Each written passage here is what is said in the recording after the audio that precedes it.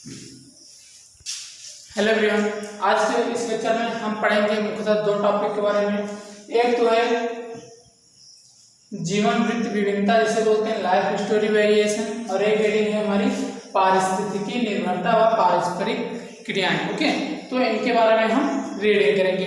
अब जैसे कि पहला हेडिंग होता है हमारा जीवन वृत्त विभिन्नता अर्थात लाइफ स्टोरी वेरिएशन, मतलब कि उनके जीवन में विभिन्नताएं कौन कौन सी आती हैं। मतलब कि जब जन्म लिए तो उनका वातावरण कुछ रहा होगा, लेकिन जैसे जैसे वे बढ़े अपने पर्यावरण के प्रति अनुकूल हुए तो उनमें कई सारी समस्याएं आई। अब उन समस्याओं में उन्होंने उचित कौन सा स्थान चुना कि वो जहाँ पर वे अपने आप को अडॉप्ट कर सकें। इसके अलावा वो किस कारण, अगर ये पर्यावरण अपने आप को नहीं डाल पाएंगे तो किस कारण दूसरे जगह पर प्रवास किए गए। तो ये सारी चीजें आती हैं किसमें, हमारे जीवन वृत्त विभिन्नता में।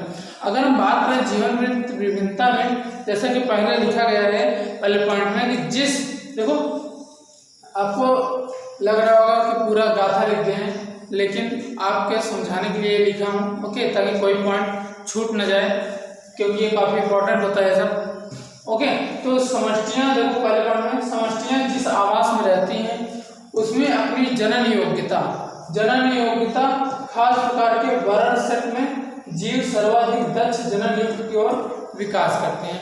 अर्थात जो समष्टि होती है ना, जिस आवाज में रह रही होती है वहां पर एक प्रकार से उसकी उत्तरजीविता होती है। किस लिए कि ताकि वहां पर वो जनन कर सके। जनन कैसे कि वे अपनी संख्या को बढ़ा सके। कोई भी जीव होगा अपनी संख्या को बढ़ाना चाहेगा, तो वहां पर अपनी जो रिप्रोडक्शन कैपेबिलिटी होती है उसको वे साबित करती है।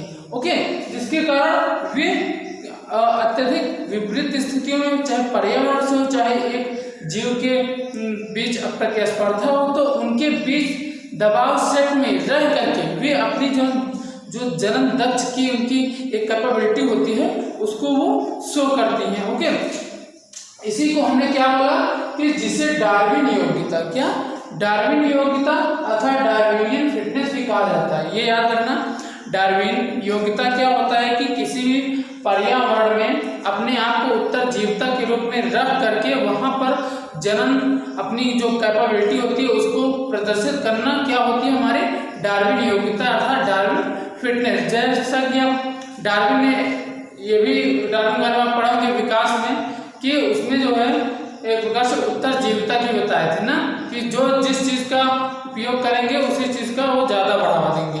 ओके, तो अगर हम डार्विन वाले विकास में हम और अच्छी तरह पढ़ेंगे, ओके, तो यह हो गया मतलब कि समष्टि जिस आवाज में रहती है उसमें अपनी जनन योग्यता को प्रदर्शित करना चाहेगा। ओके, अगर सेकंड पॉइंट में बात करें कि यहाँ पर देखो जीव तो बहुत सारे हैं, क्या जीव तो बहुत सारे हैं, लेकिन उनमें कई जीव ऐसे हैं कि अपने जीवन भर प्रजनन काल करते रहते हैं, और कई जीव है केवल पूरे अपने जीवन काल में 1 या 2 बार प्रजनन करती है ना।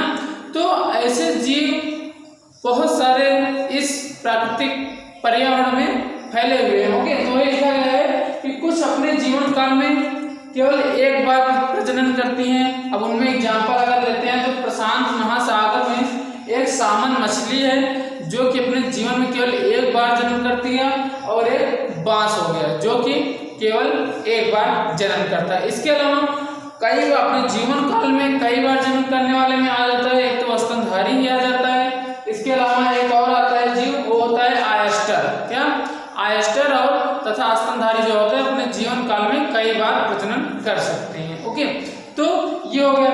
अब इनके प्रजनन के पश्चात उनके जीव जो होंगे काफी छोटे भी हो सकते हैं। कुछ जीवों के जीव जो होते हैं छोटे भी हो सकते हैं, और कुछ जीवों के जीव जो होते हैं काफी बड़े हो सकते हैं। जैसे ले लो स्तनधारियों में एक पक्षी को ले लो, तो उसमें देखो क्या हुआ, स्तनधारियों में काफी बड़े बड़े आपको प्राणी मिलेंगे, लेकिन जो पक्षी का अगर हम लेते हैं तो उसमें काफी छोटे प्राणी मिलेंगे। तो मतलब में काफी विभिन्नता, काफी डिफरेंसेस देखने को मिली है। ओके, तो इसके आगे हम बढ़ें तो पारिस्थितियों का सुझाव है कि जीवों के जीवन वृत्त विशेषक जिस आवास में रहते हैं उसके आजीव क्या बोला, पारिस्थितियों का सुझाव है, अर्थात जो पारिस्थितिकी वैज्ञानिक इकोलॉजिकल जो पूरे थ्योरी देते हैं, तो उनका ये मानना है कि जीवों के जीवन वृत्त अर्थात उनके जो लाइफ स्टोरी होते हैं, जीवन काल होता है, वो विशेषक जिस आवास में अर्थात विशेषक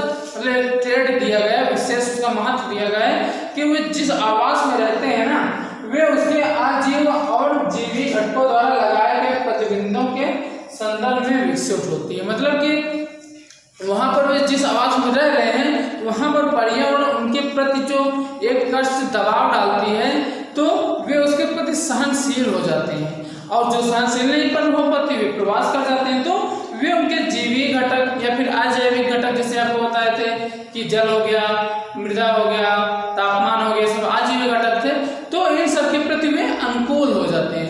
तो ये होती है एक जीव के जीवन काल पूरा। ओके, तो उनके जीवन में क्या हो सकता है कि उन्होंने जन्म लिया, फिर विभिन्न वातावरण में उन्होंने अपना एडाप्टेशन दिखाया, प्रजनन किया, कुछ तो कई प्रजनन कर लेते हैं, कुछ के अनुसार पूरे वर्ष में, कुछ फूलों में भी ऐसा देखने को मिला है कि वे साल भर में 1 या 2 बार क्या बोलते हैं प्रजनन करती हैं। इसके अलावा से बहुत सारे एक जीव के लाइफ स्टोरी में क्षण आते हैं जो कि उनके लिए काफ़ी इम्पोर्टेंट होता है उनके जीवन काल के लिए। ओके, तो हम लोग बढ़ते हैं अपने लास्ट टॉपिक के तरफ।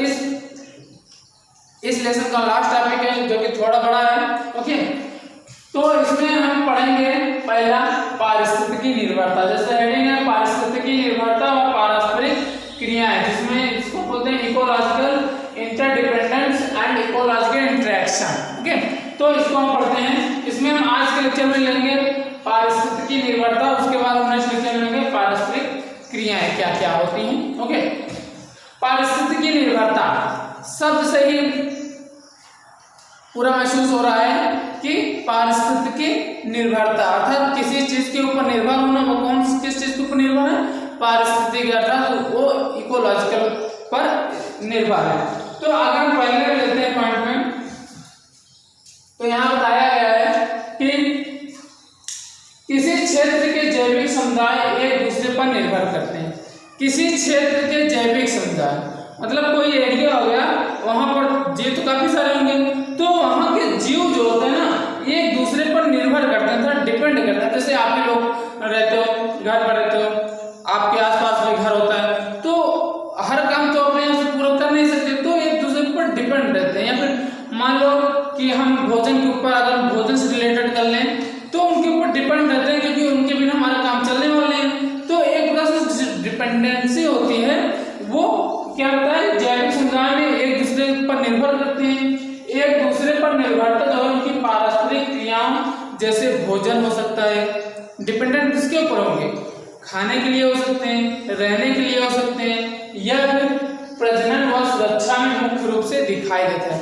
प्रजनन के लिए हो सकते हैं, या फिर एक प्रकार से सुरक्षा के लिए, मतलब कि हम मिल के रहेंगे तो हमारा कोई कुछ बिगाड़ नहीं पाएगा, मतलब सुरक्षा की दृष्टि से भी एक दूसरे पर डिपेंड रहते हैं। ओके, तो मतलब जीव जो होते हैं एक प्रकार से आवास जिस आवास में रहते हैं वे एक दूसरे पर निर्भर रहते हैं। किसमें? पारिस्थितिकी निर्भरता में बता रहे हैं। ओके, अगर सेकंड में लेते हैं कि एक पारस्परिक अंतरक्रिया एक समूह के रूप में समूहों की उत्तरजीविता के लिए महत्वपूर्ण होती है। उत्तरजीविता मतलब अपने आप को सबसे पहले प्रकट करना। उत्तरजीविता मतलब कि हम इस वातावरण में जीने के लिए सबसे ज्यादा उपयुक्त हैं, सबसे ज्यादा सुटेबल है, यहाँ पर हम जीने के लिए सबसे ज्यादा मजबूत हैं। ओके, तो वे एक प्रकार से समूह अर्थात उनकी जो अंतरक्रियाएं होती हैं जीवों की, एक पारस्परिक अंतरक्रियाएं एक समूह के रूप में समूह की उत्तरजीविता प्रकट करती है, जो कि उनके लिए काफी इंपॉर्टेंस होती है, ताकि वो अपने जिस क्षेत्र में रह रही है अपना वो स्थान कब्जा कर सके। उसे क्या अगर हम बात करें कि जो भोज्य अंतरक्रियाएं होती हैं उसमें क्या क्या आ सकते हैं?